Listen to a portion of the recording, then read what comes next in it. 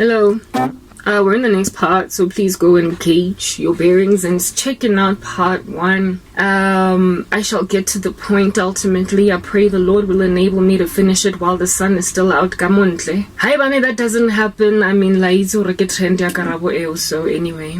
In the previous part, I was speaking about gorgons and the men who get turned into stone. I was describing Medusa, who is this woman with snaky hair, and she's basically a woman whose fury hell hath no, for she is scorned, okay? And as a result, she basically seduces men, following which they then turn into stone, and it's over with them, right? But really, she's, hell hath no fury like a woman scorned. So root cause is the men that raped her, the men that dishonored her, that then converted her, once upon a time very sweet, lovely young lady, into this monstrous, beastly thing that is insufferable, that causes a man, according to the scriptures, to live on the corner of a roof, for he is sharing a house with a contentious wife. To want to live in a desert rather than share a house with his wife, because it is better to live in a desert than to share a house with a contentious woman. The kind of chick who is a dripping tap, like a constant dripping on a rainy day.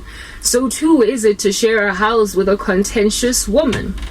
Yet more, the scriptures make it clear that a great girl is like a crown of glory on the head of a man, but a horrid one is like rottenness to his bones.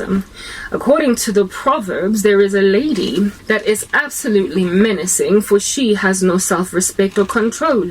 And this woman, her feet go down to death. They go down to Sheol. She is essentially the bringer of death.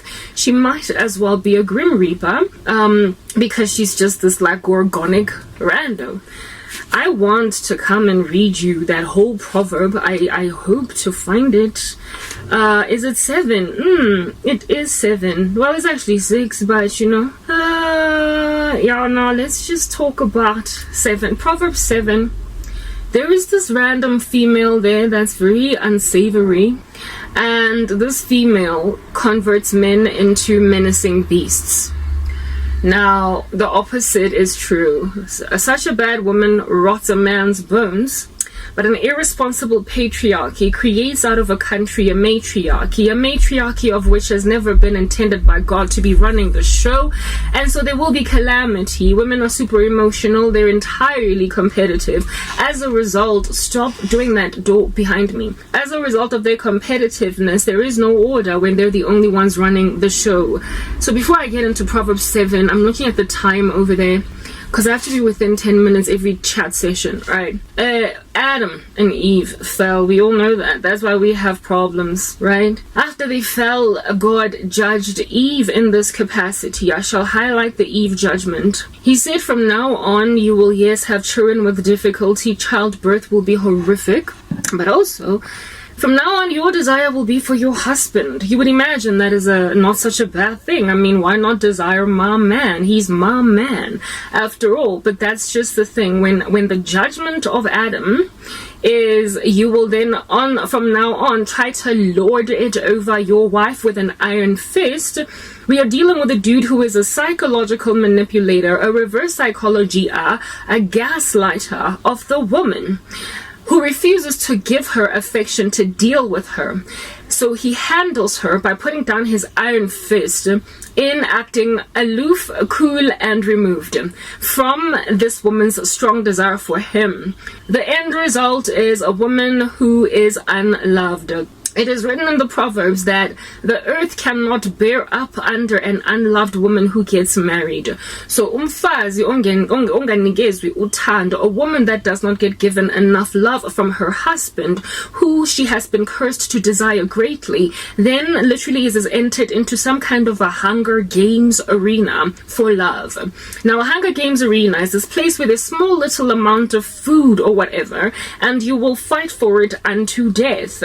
So who are these women scrummaging for scraps from? What is the proverbial food in this instance? It is the affection of men that they have been judged by God to desire and yet not get, because Adam's whole idea now is to lord it over her with an iron fist, and sometimes he manipulates her psychologically to control her, because he knows she's just this like love-thirsty female.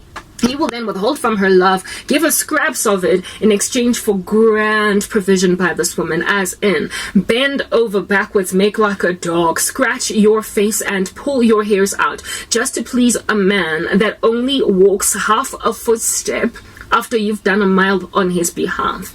That's just the dynamic and complex of, personally, I can speak for the black community, but I suspect it's generally what is going on amidst men and women of the planet that do not know Christ. There is this overexertion of energy and effort by women in relationships with little to no similar input by men, and they just kind of stand there while women grovel at their feet. And when these guys feel like, oh, I've got needs, these guys who are unfortunately indwelt by spirits of misogyny and chauvinism, and I just want to run it all and run them all because I'm a megalomaniac, these guys then, when they want their needs fulfilled, because at the end of the day, God made Eve for Adam because the dude needed her, that's when they then give you just a little bit of niceness.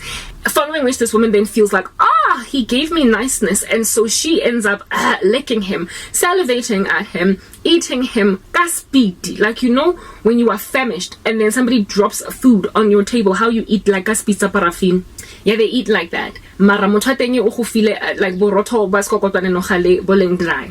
And the way o thabang ka teng during that season of him coming around makes you feel glorious. And this here is called trauma bonding in psychology. It creates anxious ambivalence in a relationship where it is that a person is not entirely loving of you, but you need them, you're attached to them. The attachment style is called anxious ambivalence. You are attached to them, but you are ambivalent about them, so you're always upset that they're not giving you what you need. However, when they rock up in the room and they give you what you need, you are happy that they're there, even though you are upset that they initially were not there. So you're always argumentative, but you don't want the guy to go. When he comes back, you feel relieved that he's in the room. However, within your relief, you are highly annoyed that he left at all. Anxious ambivalence, creating trauma bonding, and essentially making out of you who is lingering in this relationship one who is suffering from said Stockholm syndrome. Yeah, literally your hostage taker, your captor, this husband or boyfriend creature is your hostage taker, and you love to ululate his praises and speak of him well when things are going alright, but badly of him when Grandshap Irrep sheet is generally just nasty. It's messed up, but during the season of him being better, you're like, but when he loves me so well. I will give you 2 songs actually in the entertainment industry that are of a secular nature that speak of this pandemonious pandemic, because it is frankly just that, a pandemonious pandemic. Mara dipina tsa teng re tla kena go tsona before re bala Proverbs 7 in the next part. I'm feeling a little bit distracted, so see you in the next part.